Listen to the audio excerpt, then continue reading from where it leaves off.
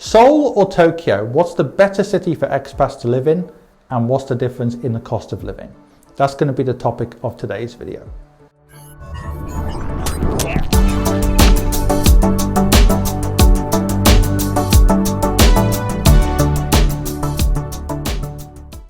Now, many clients and readers and viewers have asked me to do some cost of living comparison videos because they know I've lived in several countries, I've visited several areas, I've spent a lot of time in some countries I've never lived in and have associates in many countries, especially in Asia and some other parts of the world. Now, Seoul and Tokyo are similar cities in some ways. They're both huge cities. They're both very safe for big cities. There are certain cultural similarities and cultural differences. Now, when it comes to the cost of living, I would summarize it as some things are cheaper, some things are more expensive depending on the item. But in general, Seoul is probably 20 or 30% at least cheaper than Tokyo. In other words, if you take Tokyo prices, for many things you could take 20 or 30% off for Seoul prices. Now, not for everything. Some things are much cheaper in Seoul, some things are much cheaper, believe it or not, in Tokyo. But in general, Seoul is kind of Tokyo light when it comes to cost of living. In other words, it's a relatively expensive place to live for many things, but by no means is it super expensive. And I've said before on our online answers and videos and whatever, Japan is no longer as super expensive as people once thought. It's not Switzerland or even Singapore. In the 80s and 90s, apparently it was the most expensive place in the world. Now it's actually reasonable. For some things it's very expensive, other things it's reasonable, some things in the middle, but it's not incredibly expensive. I think Japan now, and even Tokyo, is relatively similar to many other advanced economies. So if you compare Tokyo to London, for example, it's pretty much quite similar. Probably Tokyo is actually a bit cheaper for many things now. Now, Seoul is definitely cheaper than that for many things, and especially when it comes to things like rent, but it isn't cheaper for everything. For example, buying a house. Now, most foreigners are not going to want to buy a house probably in Korea, but I would say actually buying the house is much more expensive in some areas of Seoul than comparable areas in Tokyo, because in Japan they got scared off by the bubble economy where housing never recovered. So buying, I would say, is more expensive in Korea. But renting is cheaper in Korea than Japan, which means the rental yields are obviously very low in South Korea. And apart from that, when it comes to other things, I would say it's relatively comparable, but just a little bit less, I would say, in Seoul. And that's the case for the rest of the country, I would say. So if you compare some maybe second or third tier Japanese towns and cities to Korea, I think that aforementioned 20 or 30%, it's a crude but relatively accurate summary, I would say. Although it does depend on things like exchange rates, what your hobbies are, and many other things. So for example, if you love drinking or something like that, to be honest with you, it's going to be pretty much the same between both cities. Same with smoking or whatever. I don't smoke, but I think it's relatively similar, even though I haven't looked at the prices too strongly. Now, when it comes to living, it really depends what you want to do. So Tokyo still has more corporate expats than Seoul, even though it's not what it once was and it's not Singapore anymore. I think Tokyo used to be like the unofficial capital, so to speak, in inverted commas, of Asia alongside Hong Kong. I can remember talking to one of my good friends, and he came out to Asia 30 years ago, and back then almost every kind of well-paid expat was offered positions in Tokyo or Hong Kong. That's changed now. Singapore now is really the place where a lot of corporate expats are, but also Hong Kong to an extent. However, Seoul has less corporate expats. There are still corporate expats, especially if people speak Korean. There is an oil and gas sector. There is shipping if you go outside of Seoul.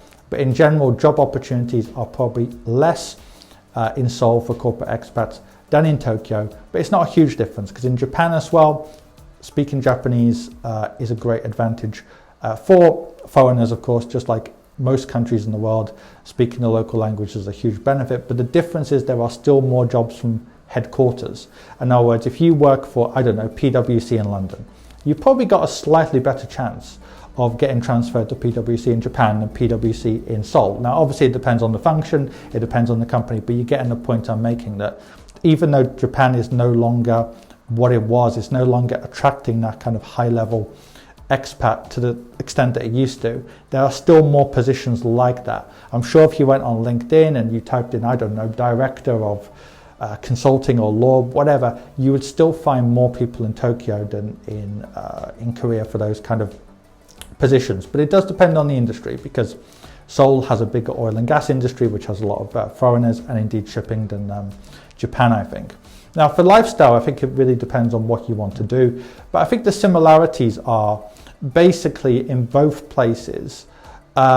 They're maybe not as family friendly as somewhere like a Singapore or Australia. They're good for single people from the point of view that there's plenty of things going on. The lifestyle, for example, in Japan, yes, the apartments tend to be small, but people spend time outside a lot as expats in Japan. People eat outside a lot. They socialize with other Japanese people, expats, whatever. It's completely different to the lifestyle expats might lead in a place like Switzerland, where apparently at 5 or 6 o'clock is like clockwork, where basically you go home. Similar to the UK, apart from London, it's very normal for people to do 9 to 5, go home, watch TV, go to bed. Whereas I think for expats in places like Tokyo and Seoul, it's very normal for them to spend a lot of time out of the house, especially if you're single, you don't have family, and so on. Apart from that, I would say the differences are, as a broad generalization, and obviously I'm not talking about individuals here, but probably in Seoul people are a little bit more friendly and outgoing. In Japan, in Tokyo, people are very reserved, very polite, very nice in that way, but quite reserved, whereas Osaka's a bit more open. I would say Seoul is probably between the two, at least more open than Tokyo. And also it's trying to be more international now. So Tokyo went through a stage and Japan went through a stage. I think it was in the 90s and 2000s, the government was really pushing internationalization because the birth rate was low, blah, blah, blah. That's kind of changed now. But I think in Korea, the government seems to be pushing that kind of thing more. So it's probably a little bit more welcoming to foreigners. It's not a Taiwan even, it's definitely not a Singapore, but it's a bit more open.